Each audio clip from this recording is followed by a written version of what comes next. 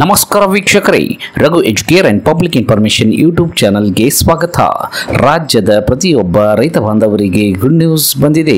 ರಾಜ್ಯದ ರೈತರಿಗೆ ಎರಡು ಬಂಪರ್ ಸಿಹಿ ಸುದ್ದಿ ಬಂದಿದ್ದು, ಬಹಳ ದಿನಗಳಿಂದ ಸಂಕಷ್ಟದಲ್ಲಿರುವಂತಹ ರೈತರಿಗೆ ಬರ ಪರಿಹಾರ ಹಣ ಬಿಡುಗಡೆ ಬಗ್ಗೆ ಮಹತ್ವದ ಮಾಹಿತಿ ಬಂದಿದೆ. ಇದರ ಜೊತೆಗೆ ಪಿಎಂ ಕಿಸಾನ್ ಸಮ್ಮಾನ್ ನಿಧಿ ಯೋಜನೆಯ ಫಲಾನುಭವಿ ರೈತರಿಗೆ ಗುಡ್ ನ್ಯೂಸ್ ಬಂದಿದ್ದು, ರೈತರ ಬ್ಯಾಂಕ್ ಖಾತೆಗೆ 17ನೇ ಕಂತಿನ ಹಣ ಜಮಾವಾಗಲಿದೆ. ಈ ಎರಡು ಮುಖ್ಯಾಂಶಗಳ ಬಗ್ಗೆ ವಿವರವಾದ ಮಾಹಿತಿಯನ್ನ ಈ ವಿಡಿಯೋದಲ್ಲಿ ತಿಳಿಯೋಣ. ಹಾಗಾಗಿ ನೀವು ರೈತರಾಗಿದ್ದರೆ, ರೈತರ ಮಕ್ಕಳಾಗಿದ್ದರೆ ಈಗಲೇ ಈ ವಿಡಿಯೋಗೆ ಲೈಕ್ ಮಾಡಿ, ಸ್ಕಿಪ್ ಮಾಡದೆ ವಿಡಿಯೋವನ್ನು ಕೊನೆವರೆಗೂ ನೋಡಿ ಮಾಹಿತಿಯನ್ನ ತಿಳಿದುಕೊಳ್ಳಿ. ಅದಕ್ಕೂ ಮುಂಚೆ ನೀವು ಇನ್ನೂ ನಮ್ಮ ಚಾನಲ್ಗೆ ಸಬ್ಸ್ಕ್ರೈಬರ್ ಆಗಿರದಿದ್ದರೆ ಈಗಲೇ ಕೆಂಪು ಅಕ್ಷರದಲ್ಲಿರುವ ಸಬ್ಸ್ಕ್ರೈಬ್ ಪದದ ಮೇಲೆ ಕ್ಲಿಕ್ ಮಾಡಿ, ಪಕ್ಕದಲ್ಲಿ ಬರುವ ಬೆಲ್ ಬಟನ್ ಅನ್ನು ಒತ್ತಿ ಆಲ್ ಅಂತ ಸೆಲೆಕ್ಟ್ ಮಾಡಿಕೊಳ್ಳಿ. ಹೌದು ರೈತ ಬಾಂಧವರೇ, ಮೊದಲನೇದಾಗಿ ಭೀಕರ ಬರಗಾಲ, ಮತ್ತೊಂದೆಡೆ ಬಿಸಿಲಿನ ಜಳದ ನಡುವೆ ಕುಡಿಯುವ ನೀರಿಗೂ ತತ್ವಾರ ಶುರುವಾಗಿದ್ದು, ಅನ್ನದಾತನ ಸಹನೆಯ ಕಟ್ಟೆ ಒಡೆದಿದೆ. ಸಂಕಷ್ಟದಲ್ಲಿರುವಂತಹ ರೈತರಿಗೆ ಇನ್ನುವರೆಗೂ ಬರ ಪರಿಹಾರ ಹಣ ಬಂದಿಲ್ಲ. ಹೀಗಾಗಿ ಬರ ಪರಿಹಾರಕ್ಕಾಗಿ ಆಗ್ರಹಿಸಿ ರೈತರು ಬೀದಿಗಿಳಿದು ಪ್ರತಿಭಟನೆ ನಡೆಸಿರುವ ಘಟನೆ ಬೆಳಗಾವಿಯಲ್ಲಿ ನಡೆದಿದೆ. ಬೆಳಗಾವಿಯ ಚೆನ್ನಮರುತದಲ್ಲಿ ಸಾವಿರಾರು ರೈತರು, ರೈತ ಮಹಿಳೆಯರು ಬರ ಪರಿಹಾರ ನೀಡುವಂತೆ ಹಾಗೂ ಸಾಲ ಮನ್ನಾ ಮಾಡುವಂತೆ ಆಗ್ರಹಿಸಿ ಪ್ರತಿಭಟನೆಯನ್ನ ತೀವ್ರಗೊಳಿಸಿದ್ದಾರೆ. ಪೊಲೀಸರು ಹಾಕಿದ್ದಂತಹ ಬ್ಯಾರಿಕೇಡ್ಗಳನ್ನೆಲ್ಲ ತಳ್ಳಿ ಪ್ರತಿಭಟನಾ ಮೆರವಣಿಗೆ ನಡೆಸಲು ಯತ್ನಿಸಿದ್ದಾರೆ. ಈ ವೇಳೆ ಪೊಲೀಸರು ರೈತರನ್ನು ತಡೆದಿದ್ದಾರೆ. ಇದೇ ವೇಳೆ ಪ್ರತಿಭಟನಾ ನಿರತ ರೈತರು ಕೇಂದ್ರ ಹಾಗೂ ರಾಜ್ಯ ಸರ್ಕಾರದ ವಿರುದ್ಧ ಘೋಷಣೆಗಳನ್ನು ಕೂಗಿ ತಮ್ಮ ಆಕ್ರೋಶವನ್ನ ವ್ಯಕ್ತಪಡಿಸಿದ್ದಾರೆ. ರೈತರ ಮನವಿಗಳಿಗೆ ಸ್ಪಂದಿಸುವಂತೆ ಆಗ್ರಹಿಸಿದ್ದಾರೆ. ಚನ್ನಮರುತದಲ್ಲಿ ರೈತರ ಪ್ರತಿಭಟನೆ ತೀವ್ರಗೊಂಡಿದೆ.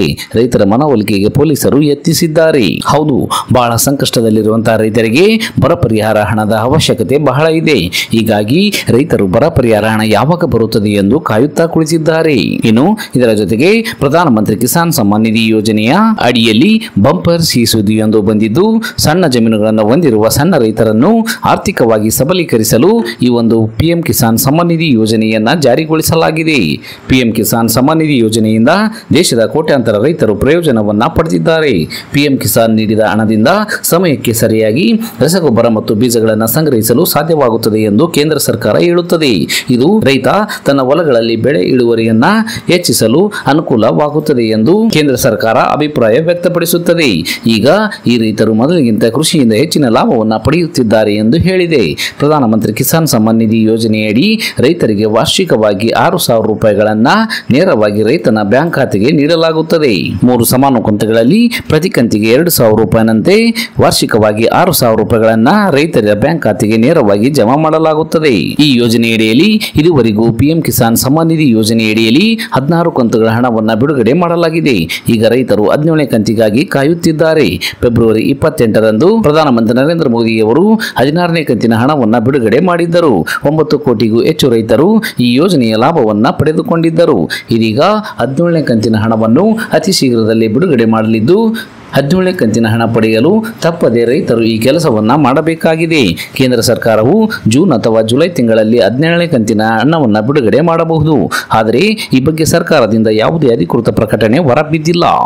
ಆದಾಗ್ಯೂ ಈ ಕೆವೈಸಿ ಮಾಡುವ ರೈತರು ಮಾತ್ರ 17ನೇ ಕಂತಿನ ಪ್ರಯೋಜನವನ್ನು ಪಡೆಯುತ್ತಾರೆ ಎಂದು ಕೇಂದ್ರ ಸರ್ಕಾರ ಹೇಳಿದೆ. ಹೀಗಾಗಿ ಕೇಂದ್ರ ಸರ್ಕಾರವು ಈ ಕೆವೈಸಿ ಮಾಡುವುದನ್ನು ಕಡ್ಡಾಯಗೊಳಿಸಿದೆ. ಪಿಎಂ ಕಿಸಾನ್ ಸಮ್ಮಾನ್ ನಿಧಿ ಯೋಜನೆಯ ಅಧಿಕೃತ ವೆಬ್ಸೈಟ್ನ ಪ್ರಕಾರ ಪಿಎಂ ಕಿಸಾನ್ ಯೋಜನೆಯಡಿಯಲ್ಲಿ ನೋಂದಾಯಿಸಲಾದ ರೈತರಿಗೆ ಈ ಕೆವೈಸಿ ಕಡ್ಡಾಯವಾಗಿದೆ.